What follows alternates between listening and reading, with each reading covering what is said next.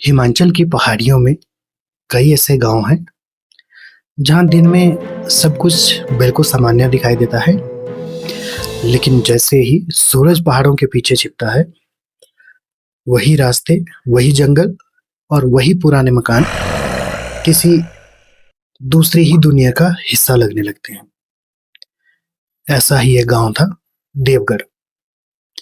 गांव के आखिरी छोर पर एक पुराना लकड़ी का मकान था।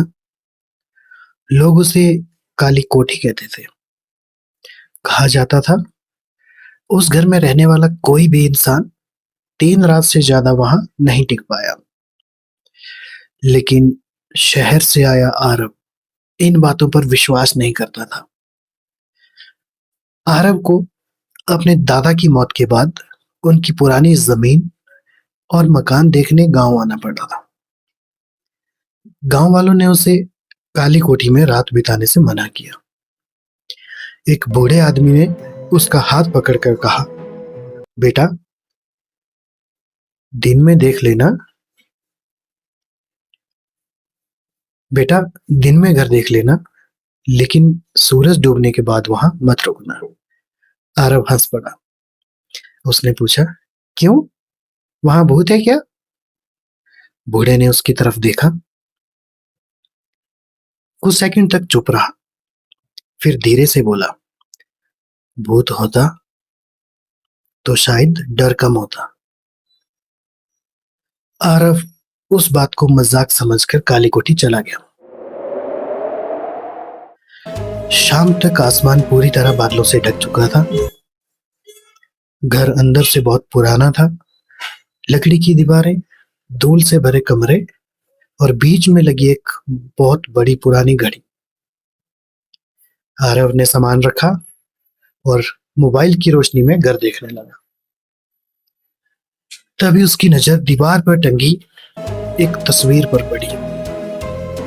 तस्वीर में एक परिवार था, एक आदमी, एक औरत और लगभग 10 साल की एक छोटी बच्ची। तस्वीर के नीचे तारीख लिखी थी,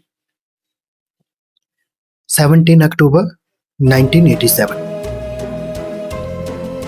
आरव तस्वीर देख ही रहा था कि अचानक पीछे से दरवाजे पर दस्तक हुई। आरव ने दरवाजा खोला। बाहर कोई भी नहीं था, सिर्फ घना अंधेरा और तेज हवा। वो वापस अपने कमरे में आया। कुछ देर बाद फिर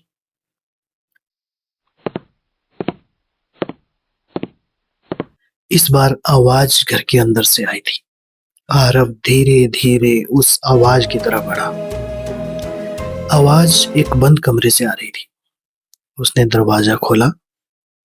कमरे में कुछ भी नहीं था, सिर्फ एक पुरानी लकड़ी की कुर्सी।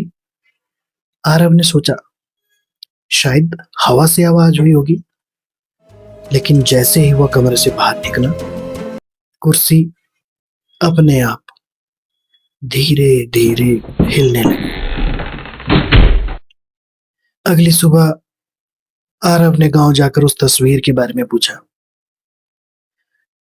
बूढ़े ने तस्वीर देखते ही अपना चेहरा फेर लिया। उसने कहा, उस ये लोग उस घर में रहते थे।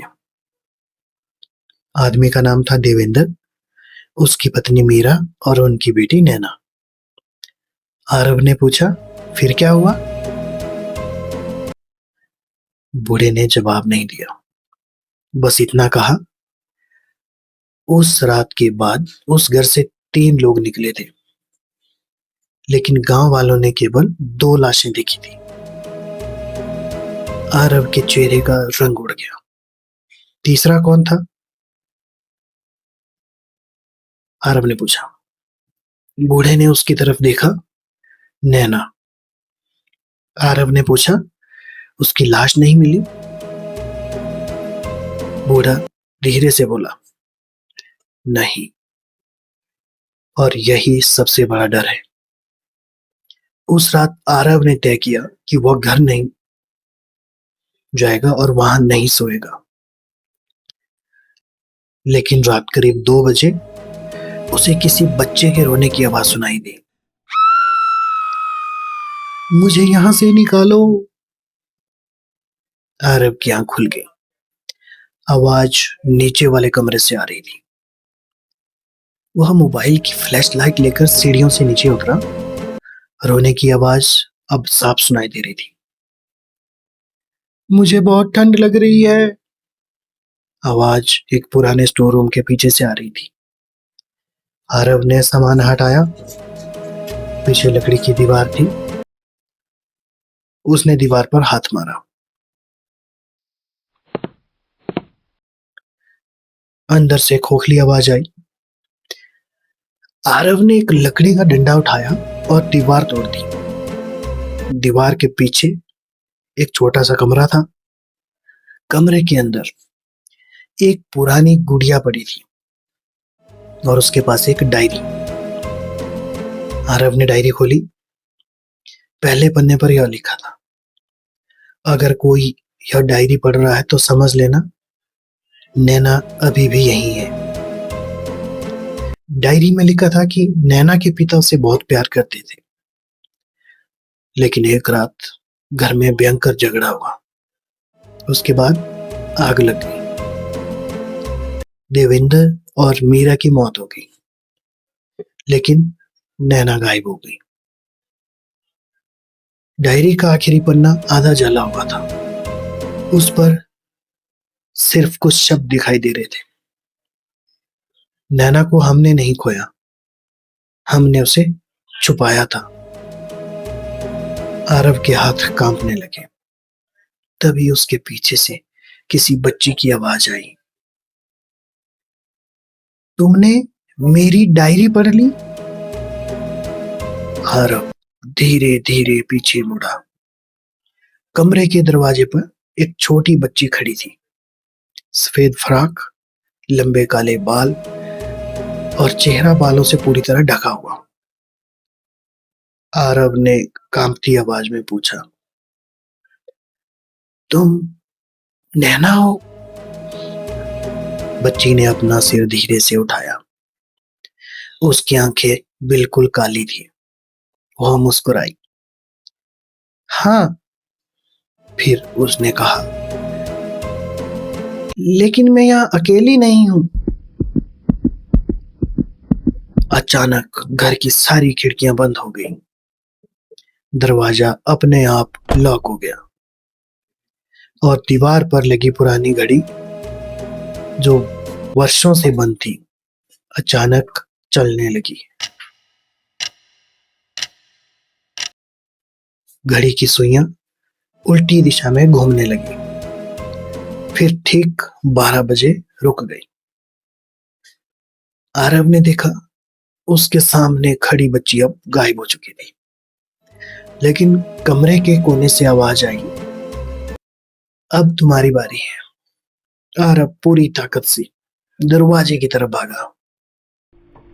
दरवाजा खुल गया। वह बाहर निकलने ही वाला था कि उसकी नजर दीवार पर लगी तस्वीर पर पड़ी।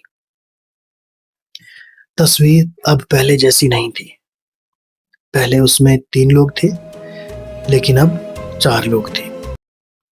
देवेंद्र, मीरा, नैना और आरव। आरव के पैरों तले जमीन खिसक गई। उसने इस तस्वीर को छूने के लिए हाथ बढ़ाया। तभी पीछे से किसी ने उसके कान के पास फुसफुसाया, अब तुम भी हमारे परिवार का हिस्सा हो। अगली सुबह गांव वालों ने देखा कि काली कोठी का दरवाजा खुला हुआ था। आरव की गाड़ी बाहर खड़ी थी, लेकिन आरव कहीं नहीं था। कुछ लोग घर के अंदर गए। सब कुछ वैसा ही था, सिवाय दीवार पर लगी तस्वीर के। अब उसमें 5 लोग थे, देवेंद्र, मीरा, नैना और आरव। और तस्वीर के पीछे खड़ा एक बूढ़ा आदमी। वही बूढ़ा आदमी जिसने आरव को उस घर में जाने से रोका था।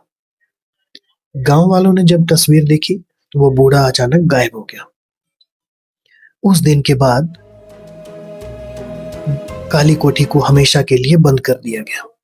लेकिन गांव के लोग आज भी कहते हैं, अगर रात में उस रास्ते से गुजरते हुए आपको किसी बच्ची के रोने की आवाज सुनाई दे तो पीछे मुड़कर मत देखना, क्योंकि अगर आपने पीछे मुड़कर देख लिया तो शायद अगली तस्वीर में आप भी दिखाई देंगे।